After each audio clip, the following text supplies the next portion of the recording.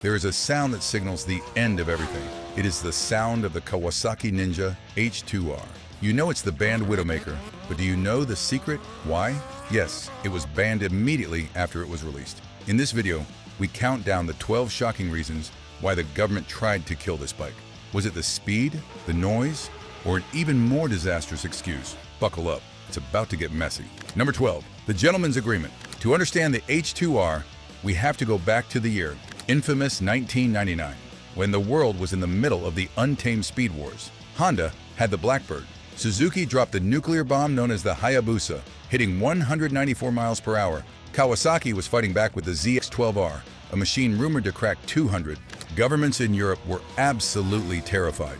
They saw these missiles hitting 200 miles per hour on public highways and threatened to completely ban high-performance motorcycles entirely. To save their industry, the Japanese manufacturers made a top-secret pact. It was called the Cowardly Gentleman's Agreement. They agreed to electronically limit all their bikes to 299 kilometers per hour, 186 miles per hour.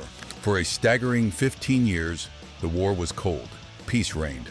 Bikes got faster, they got lighter, they got better handling, but they always hit that invisible wall at 186. The speedometer would stop, even if the engine had more to give. But inside Kawasaki Heavy Industries, frustration was burning and building. Kawasaki isn't just a motorcycle company. They build oil tankers, they build bullet trains, they build parts for the Boeing 787 Dreamliner. They build gas turbines that power entire cities. For a company with that much engineering might, being told to patiently slow down was an unforgivable insult. Around 2010, the executives at Kawasaki made a cataclysmic decision. They were tired of the peace treaty. They didn't just want to break the gentleman's agreement, they wanted to utterly incinerate it. They laid out a project with a simple, terrifying goal: build a motorcycle with acceleration so violent that no rider had ever experienced it. Most manufacturers, when they want more power, they make the engine bigger. They go from 1000cc to 1300cc, or they add more cylinders. But Kawasaki wanted to keep it light. They wanted a litter bike, 998 cubic centimeters, that hit like a freight train. The only way to do that was forced induction. But putting a supercharger on a motorcycle is a thermal nightmare. It creates heat, it creates packaging issues, it creates LAG. To pull this off, the motorcycle division had to swallow their entire pride. They realized they were out of their depth. They couldn't build this alone. This leads us to the unprecedented, history-making collaboration that changed everything. If you are loving this dive into forbidden speed, go ahead and hit that like button. It tells the algorithm that you love our videos, and that's how you support us. Number 11, the Corporate Alliance. This was not a bike built by bikers. It was a bike built by genuine rocket scientists. The motorcycle division initiated an extreme internal collaboration across the entire KHI conglomerate. This is crucial because usually these divisions do not talk to each other. The train guys don't talk to the robot guys. But for the H2R, they formed a world-beating super team. They called in the gas turbine and machinery company. These are the guys who build jet engines for planes and massive turbines that power electrical grids. They needed their expertise to design a supercharger that wouldn't shred and explode at 14,000 RPM. They called in the aerospace company. These are the guys who design fuselages for Boeing and military aircraft. They needed them to design the aerodynamics because at the hypersonic speeds this bike was going to hit, the air becomes a brick-solid wall. They called in the corporate technology division. These are the material scientists who invent new alloys and coatings. They needed them to figure out how to keep the paint on the bike when it was moving fast enough to peel skin off a face. This is why the logo on the front of the H2R is significantly not the standard Flying K logo you see on a Ninja 400. It is the river mark. This is a historic symbol from the 1870s, used on the flags of Kawasaki's original shipyards. It is reserved only for products that represent the peak, the ultimate absolute pinnacle of KH technology. The H2R didn't just earn a badge, it earned a royal coat of arms. But having the team is one thing. Building the engine is another. And what they created inside that aluminum case simply defies belief. Number 10. The Planetary gear system. Let's look at the pulsing heart of the beast. The engine code is a 998 cubic centimeter inline 4. Sounds completely standard, right? The Yamaha R1 has that. The BMW S1000RR has that. But that is where the similarities brutally end. The magic of the H2R isn't the pistons, it's the snail-shaped device sitting sinisterly behind the cylinder bank, the supercharger. Now, why a supercharger and not a turbo? A turbocharger runs off exhaust gas. It's efficient, but it has lag. You twist the throttle, wait for the pressure to build, and then boom. Kawasaki said, a resounding no. They wanted instant, violent response. A supercharger is mechanically driven by the engine's crankshaft. You twist, it spins. Absolutely no waiting. But here's the astounding, shocking truth. Kawasaki could not find a supercharger supplier who could build what they needed.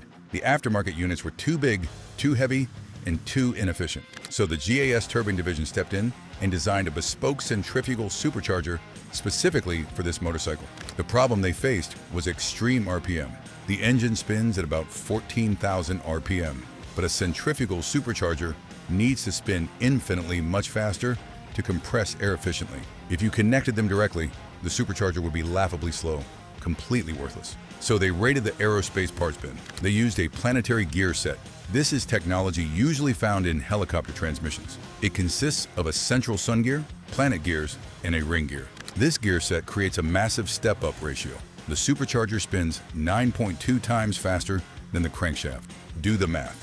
When the H2R engine is at redline, the supercharger impeller is spinning at 130,000 RPM. Let that impossible number sink in. 130,000 revolutions per minute. At that speed, the tip of the impeller blades is moving at actually nearly the speed of sound. This is why the H2R makes that unique, sinister chirping noise when you let off the throttle. You are hearing the air blades literally slicing through the sound barrier inside the intake plenum. It pumps over 200 liters of air per second into the engine. Imagine a bathtub full of air. Now imagine brutally forcing that entire bathtub of air into a small metal box every single second. But compressing air creates a massive problem, literally scalding heat. And how Kawasaki solved it defied every rule in the engineering handbook. Number 9. The no intercooler gamble. When you compress air, it gets destructively hot. Physics dictates this. You take a volume of air, squeeze it, and the molecules rub together, generating massive heat. Hot air causes detonation, also known as knock, which instantly destroys engines in milliseconds. Usually, engineers solve this with an intercooler, a radiator that sits between the supercharger and the engine to cool the air down. But an intercooler is heavy. It takes up space. It requires piping. It adds log. Kawasaki looked at the H2R and said, absolutely no intercooler. This thunderingly shocked the engineering world. A 300 horsepower supercharged engine with no intercooler? It sounded like a grenade waiting to go off. It sounded like engineering suicide. So how did they do it? First, the supercharger itself is incredibly efficient, designed to minimize heat generation in the compression phase. Second, they built the entire intake system out of rigid aluminum rather than plastic.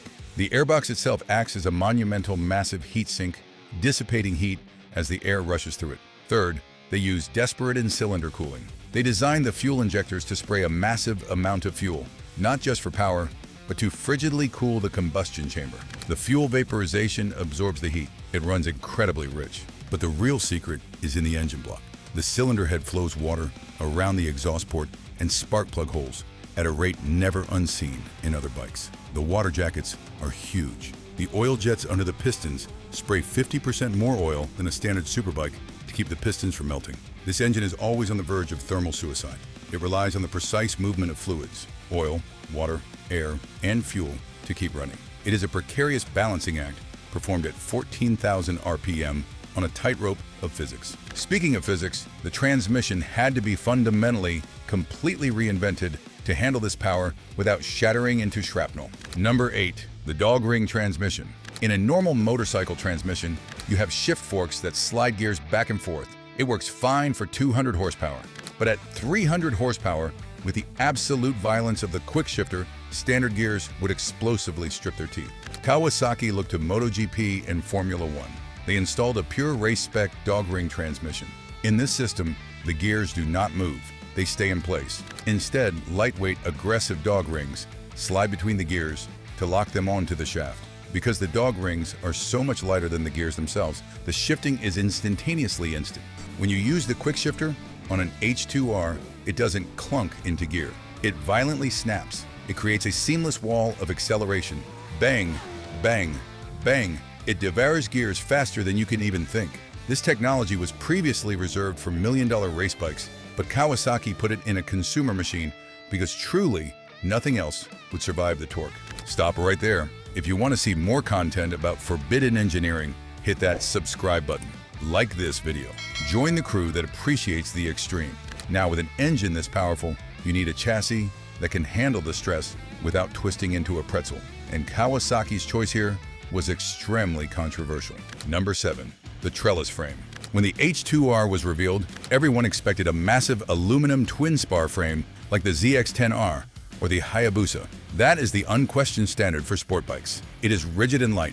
Instead, Kawasaki unveiled the bike with a steel trellis frame. It looked like something from a Ducati or a KTM. The internet went absolutely crazy. Steel on a hyperbike? That's ancient technology. But the engineers at Kawasaki knew precisely exactly what they were doing. An aluminum frame is incredibly stiff. It acts like a heat sink, trapping engine heat inside, with the H2R engine generating the heat of a frantically hot small sun. Wrapping it in a thick aluminum frame would have cooked the supercharger. The steel trellis frame allows for massive, unrestricted airflow. It lets the heat escape. It keeps the engine cool.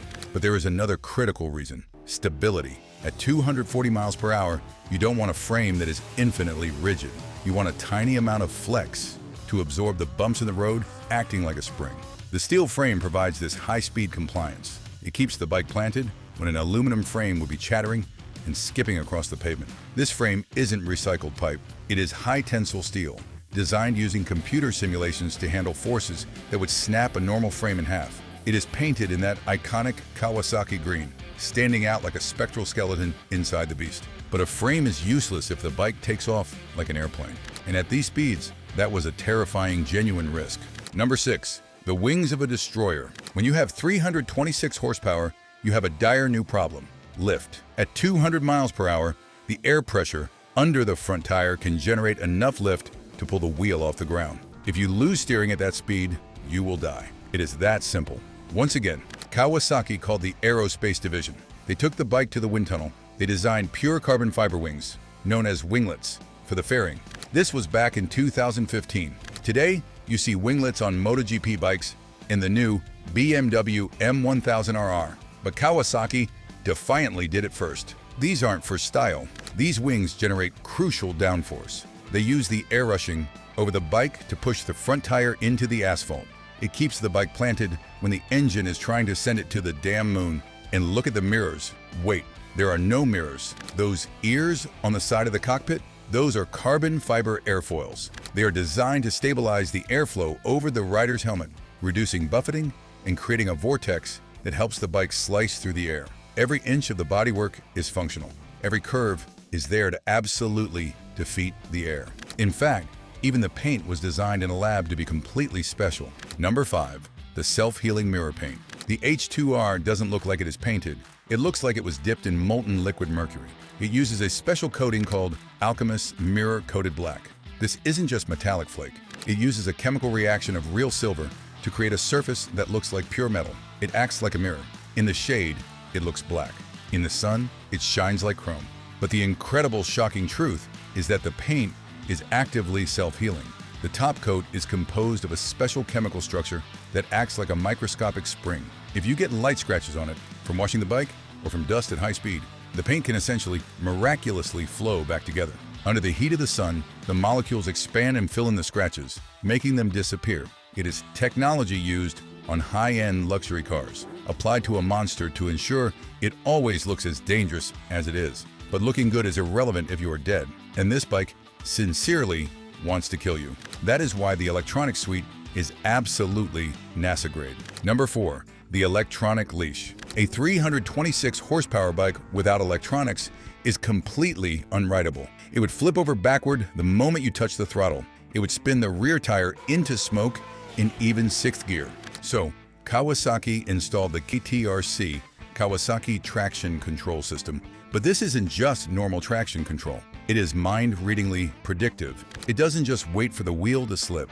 It monitors chassis orientation, throttle position, engine speed, and tire speed hundreds of times a second. It predicts when you are about to lose traction and cuts power before it happens. It has launch control to stop you from looping the bike on a drag strip. It has engine brake control to stop the rear wheel from locking up when you chop the throttle at 180 miles per hour. It has an electronic steering damper developed with Öhlins that stiffens up as you go faster to prevent the deadly, dreaded death wobble. It is the most advanced electronic leash ever put on a motorcycle. And even with it turned on, the bike is terrifying. With it turned off, may God help you. You are on your own. We are just getting started. If you want to know which other bikes have been permanently banned or deemed too dangerous, like this video and subscribe to our channel. We have seen the engineering. Now we enter the danger zone. We will reveal a stat that makes a Bugatti Chiron look slow.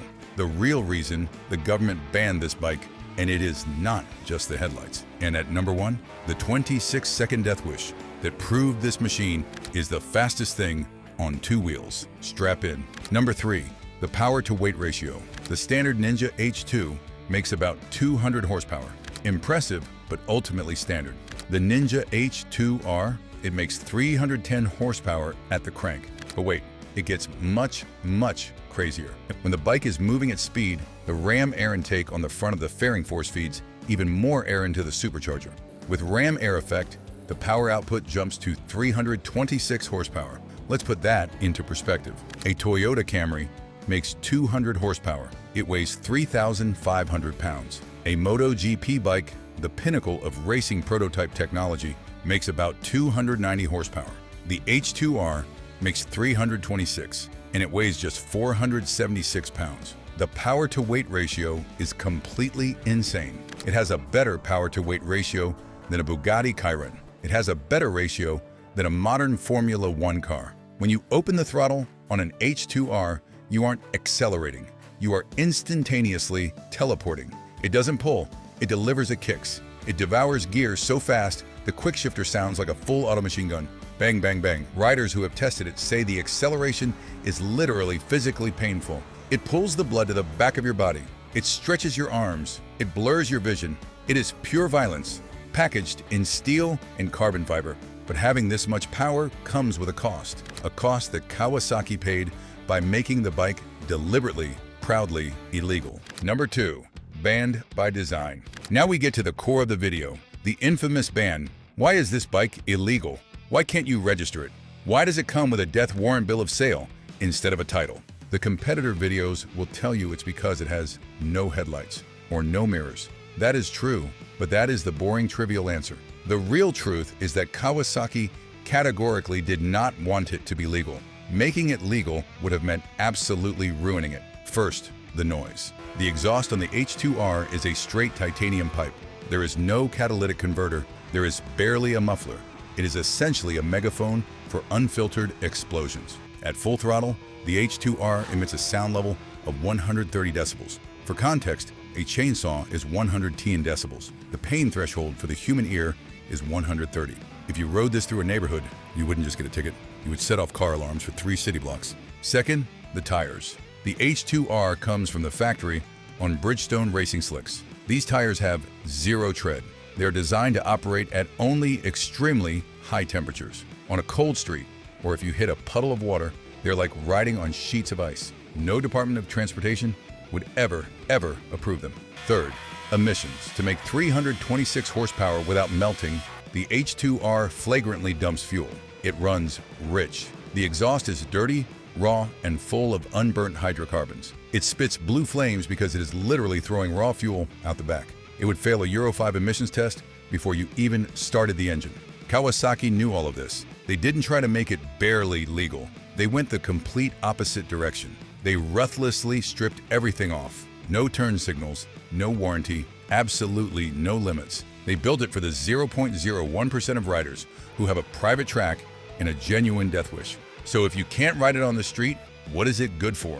It is good for exactly one thing. Number 1, the 400 km/h record. Stats are just numbers on a page. 326 horsepower means absolutely nothing until you see it in action. The moment that cemented the H2R's legend happened in June 2016. Turkish pro racer Kenan Sofuoglu took a factory H2R to the Osman Gazi Bridge in Turkey. The goal, break the unthinkable 400 km/h. That is 249 miles per hour. Most supercars, Bugattis, Koenigseggs, need miles of tarmac to hit that speed. Keenan had a catastrophic problem: the tires. The racing slicks could only withstand that speed for less than 30 seconds before they risked catastrophic disintegration due to heat and centrifugal force. He had to hit top speed immediately fast or he risked dying. He explosively launched. The H2R screamed 0 to 100 in 2.0 seconds, 0 to 300 in 11 seconds. And then, just 26 seconds after he launched, the speedometer ticked over 400 kilometers per hour. A mere 26 seconds. It took the McLaren F1, the greatest car of the 20th century, way longer to reach speeds even close to that. The H2R did it on 2 wheels with a stock engine on a bridge. This stunt went massively viral. It proved that the H2R wasn't just a dyno queen. It was the fastest production vehicle on the planet at the time. So, was the ban justified? Absolutely. The H2R is a nuclear weapon. It has no place on the highway during rush hour. It has no place in a school zone.